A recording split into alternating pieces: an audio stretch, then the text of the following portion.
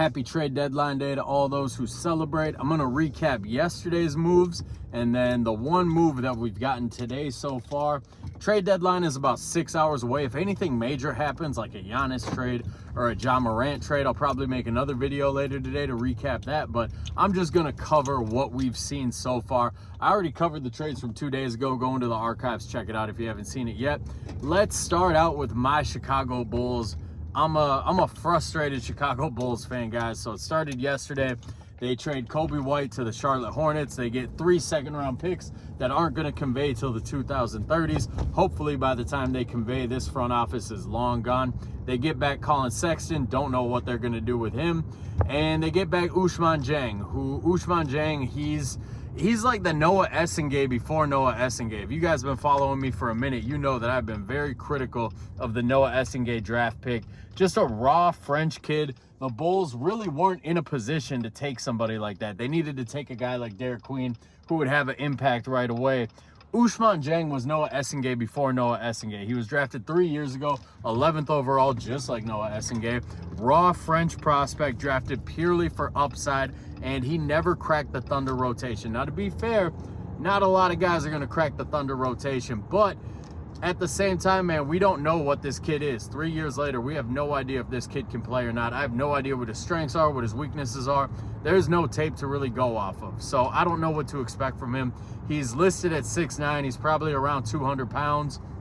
We'll see, man. He can play a little bit of 4, play a little bit of 5. He's going to get an opportunity in Chicago to prove if he can play or not, but this being the return for Coby White is fucking despicable. A year ago, the Bulls were offered first-round draft capital for Coby White. The Orlando Magic were offering big-time offers for Coby White at the trade deadline last year. They traded 4 first-round picks for Desmond Bane in the offseason. They were offering at least a couple of those picks for Coby White at last year's trade deadline, and the Bulls said no. So to trade him for this a year later, just poor asset management by the Chicago Bulls. And I love Coby White, man. He is, since they moved on from Derrick Rose in, 2016, since then, Coby White is by far the only draft pick that really worked out. It's too old, or it's too soon to tell if Modest Buzelis is going to work out. He looks like he is right now, but in year 2, we thought the same of Lauri Markkanen. Lauri Markkanen does not count as hitting on a draft pick because he didn't get good until his 3rd team. The Bulls gave up on him. The Bulls didn't even want to extend him off his rookie deal. That does not count as hitting on a draft pick. Wendell Carter Jr. was a disaster. Patrick Williams has been a disaster. Dalen Terry been a disaster. Like, all their draft picks, Ayo Dosunmu was a 2nd-round pick, but all their first-round picks, all the lottery picks they've had in that span, Coby White was the only one that they hit on, and this is what they sold him for. So shout out Coby White. I loved seeing you grow over the last couple of years. Sad to see you go. The Bulls yesterday, they also traded Dalen Terry to the New York Knicks. Another trade that doesn't make any fucking sense whatsoever. They trade him for Yabusele. Dalen Terry is an expiring contract. He's not getting re-upped after this year. And if you're a front office that is stripping a team down the way the Chicago Bulls are stripping a team down, you would think that you would do that with the thought in mind of, okay, we're going to give Dalen Terry some extended run here. We got 30 games left. Let's play him 30 minutes a night. Let's see if he has anything. And then if he does, we can bring him back on a team-friendly deal.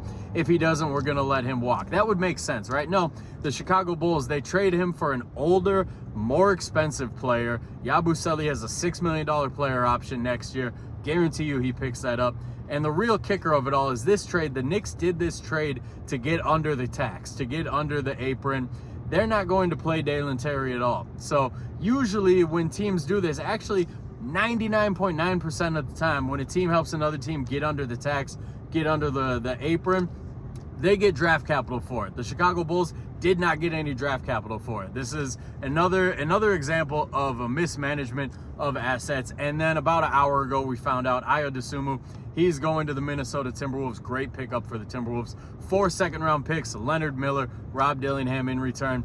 Another epic fail by this front office. The 4 second-round picks is nice, I guess, but the rest of the return, man, Leonard Miller, not an NBA quality player. Rob Dillingham, I don't think he's an NBA quality player. I'm a Bulls fan who lives in Minnesota, watches a fair amount of Minnesota Timberwolves basketball.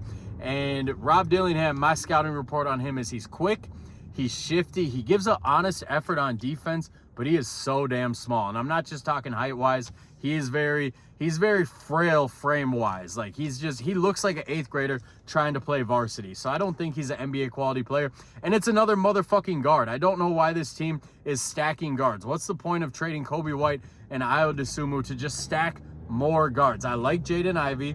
I don't understand what Colin Sexton is going to do here. I don't understand what Anfernee Simons is going to do here. Now you're adding Rob Dillingham. You still have Trey Jones. Obviously, you still have Josh Giddey. So you just have a roster full of guards, and I don't understand it at all. If there's some miracle trade for Zion Williamson or something later today, maybe that makes sense. But it does make me laugh seeing Bulls fans on Twitter that are like, well, they're going to trade Colin Sexton. They're going to trade Anfernee Simons before the deadline is over, and they're going to get picks for those guys. If people were offering picks for those guys, they would have been traded for picks long before this. So no idea what the Chicago Bulls are doing. I'm extremely frustrated. Let's move on. Let's talk about the other big trade that happened yesterday. Anthony Davis. He is officially a Washington Wizard. The Luka trade just ages worse and worse. The Wizards, they gave up 3 draft picks. One of them is OKC's pick this year. That's going to be like pick 30. The other one is so heavily protected, it's probably never going to convey. And the other one had some weird protections on it too. So you're giving up, it might only be like 1 true first-round pick that they're giving up. They didn't give up any young players of consequence, any players of consequence. So the Mavericks, man, you traded Luka for Anthony Davis and Max Christie, and now a year later you got Max Christie and a bunch of spare parts to show for it. Laughable. The Wizards, I don't know, man. Next year they're probably going to ice Anthony Davis the rest of this year. Trae Young is already iced for the rest of this year. So their plan next year is they're going to be like, hey, we got Alex Sarr, we got Anthony Davis, we got Trae Young, we got hopefully another top 5 pick joining the mix. Now we can be something, and I don't hate it. I mean, you get Anthony Davis for relatively nothing. You're the Wizards. You haven't mattered in the NBA in a long fucking time. I don't mind this trade at all for them. So it's the trade deadline, guys. It's been crazy. I thought this was going to be a very quiet trade deadline. Instead, it's been a very loud trade deadline. Oh, the other move I should mention too, my boy Lonzo Ball, he got traded to the Utah Jazz. Jazz are buying him out immediately. I'm still Team Lonzo, man. I hope somebody signs him. I hope he can find a shot again. That's been the weird thing watching him in Cleveland this year. His shot is broken. I don't know. He broke his wrist in Chicago last year, and that's why he missed so many games. So I don't know if it's still the effects of that or it's a confidence thing or what's going on, but I will tell you, Lonzo Ball is still an NBA quality player. He's still a genius on the defensive end. He's always in the right position. He's a great facilitator. He's a great energy guy on your team. A team can benefit from having Lonzo Ball. So I hope we see him somewhere. Minnesota Timberwolves might be nice for him. I know they just got Ayo Dosunmu, but you can never have too many guards. They lost Mike Conley too. Conley might come back because it sounds like the Hornets are going to buy him out, but at the least, man, you can never have too many of those guards. So if you're the Timberwolves, you can get Lonzo for a minimum deal. I would definitely do that. Let me know in the comments what you think of some of the moves that have been made so far. Were there any that I missed recapping here? And what's the big trade deadline move that you think is going to happen?